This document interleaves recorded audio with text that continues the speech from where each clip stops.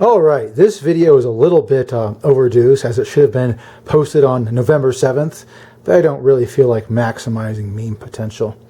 This is a dead game.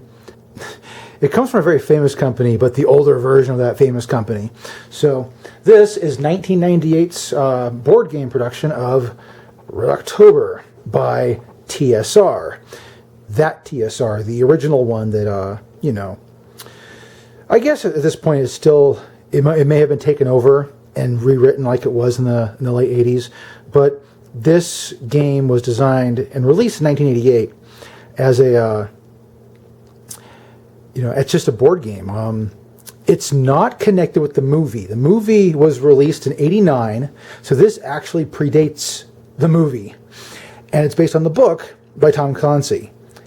The movie did come out, and so technically you could play this game after watching or in concurrence with watching the Red October movie, but that's just because they're both products of the 80s. So it kind of made sense that it was happening at that time. The Hunt for Red October is actually a very simple board game. There's a lot of old school grognard board games, and weirdly enough, this is not one of them. It doesn't have hexes. It has pretty much, it's like a copy almost of the way Axis and Allies does things. Let me just show you. This is the box. Very damaged box. The original one I played was in the hands of a college professor. I bought this off of eBay from some guy who dirtied up his box. But it has a 3-colored pamphlet inside for the rules. It's got 2 different kinds of red, really, but who cares?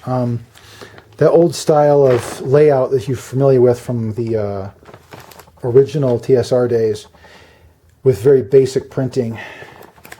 The rules, yeah, this is a very dirty map, but anyway. They have a bunch of game pieces, which pretty much are just cardboard that stands. Each of them has a detection rating and an attack rating. It tells you what kind of craft it is, too. The bigger ships can take more damage. Ships can take 1 point of damage, and then they sink on the 2nd point of damage. Aircraft and submarines just go away with 1 point of damage. The attack rating, you roll under this on a 10-sided die, and with the detection, it may be a 10-sided die or a 6-sided die, depending who you are. So it just all depends. There's also different special abilities. If this is a different color, that means something different. Let me just show you. This is what the inside of the box looks like. It's a mess. And it is a mess when you get the cardboard. I guess you had to snap it all out and assemble it. I never knew what that was like. I've never seen one of these in its pristine form. If I find one and it's not going to kill my budget, I might do that. The Red October is a humongous ass ship. As you can tell, it's actually pretty good at attacking other vessels, and it's got decent detection as well. 4+, or sorry, not 4+, but it's 4 under on a 10-sided dice is not amazing. Then again, the Red October is more of a hide and seek guy than a hunt and kill guy. As weird as it sounds. There are cards that represent just plain fleets. So this would be a Soviet fleet, Task Force 4, yeah, or whatever 4 is in Russian. This there's the NATO equivalent as well. The aircraft are kind of funny in this game because they all have the same kind of range based on what they're like. I have added my own dice to the collection. But what's really funny is some of these pairings are just hilariously bad. Like the MiG-29. No, I was going to talk about what is it? And there's the MiG-21, the Yak-38, and the, come on, where's the little bastard? Su-17. Yeah. So yeah, these aircraft. It's kind of hilarious. These are the aircraft that come in the box set. And if you look at it, the horrible stats belong to the MiG-21 and the Su-17. But weirdly enough, the Su-17 has a yellow statistic here for its attack rating, which means it's pretty good at attacking aircraft. No, it's an Su-17. It should be an anti-ground rating, if anything at all. And the Yak-38, for some reason, has a 3 at downing enemy aircraft. The Yak-38 was a horrible fighter. It couldn't do very much at all. It was very slow, not very maneuverable. Didn't even carry much of my weaponry. The Yak-38 was not a great fighter, but it has a better rating in this game. Like a lot of games produced in the 80s, we just didn't know about Soviet tech and just assumed a lot of things. We assumed the Yak-38 was a great fighter. Whatever. The The NATO things are generally better in this game, as befits the 1980s bias, and befits some truth in life. I mean, honestly, NATO made better craft and better ships and better technology than the Soviets did.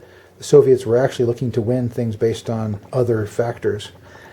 The dice that come with the game are not in here. I think this is it, and I think this is it. This is the dice thing that may have come with the game, but I think I may have added this one as well.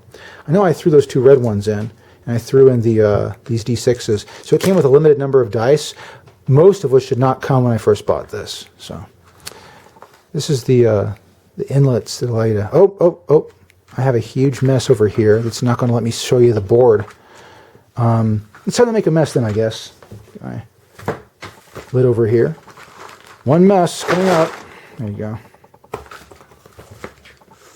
Wow. So you have these task force cards for the Soviet and the NATO forces.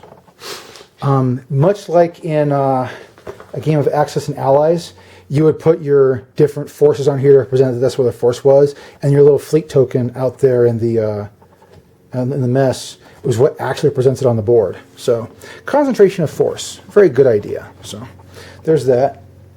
And then, of course, you actually have the battle board, where you can drop your different forces that are actually fighting here to, take care of each other.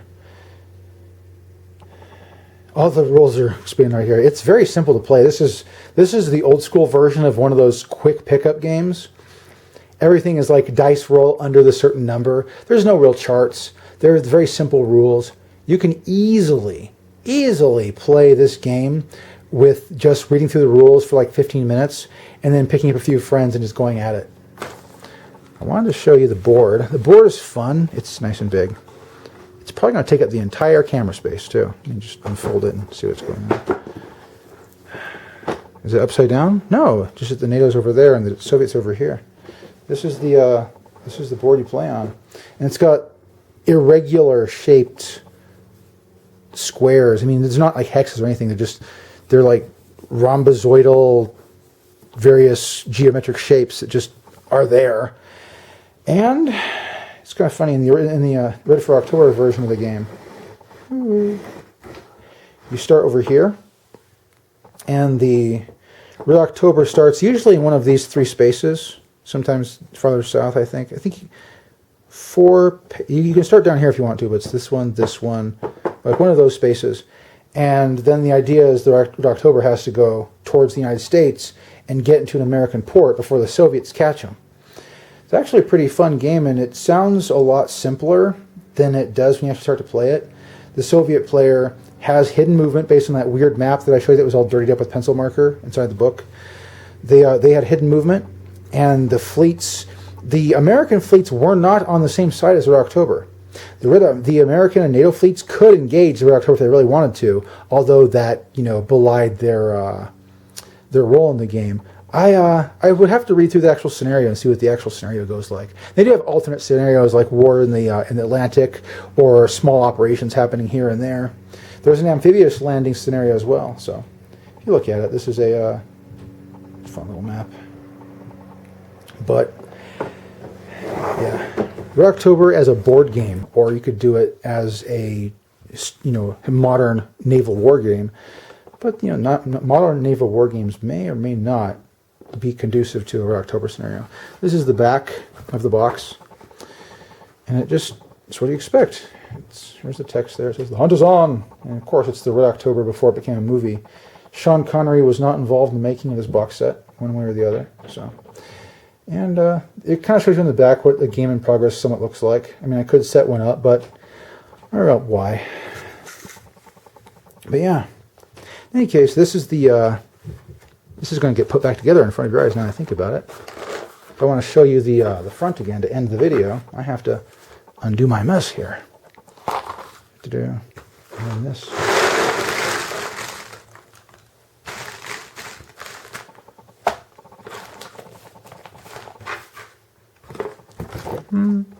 There it is. Boxed up and ready to go again. This is The Hunt for October, made by TSR in 1988. And it's actually relatively cheap if you can find it. I don't think any of them are in really good condition. But yeah, it's a fun game to have. My copy is missing pieces. But just letting you know, it's a good game to pick up and just have fun with it random. It's not like a really heavy in-depth game where you have to slaughter over the rules. It's actually quite playable with minimal effort. This is a game I do enjoy. I haven't played it in since I think it's been 20 years since I played this game actually. Oh well. Anyway, thanks for watching, and hopefully you have a good rest of your year after this eventful October.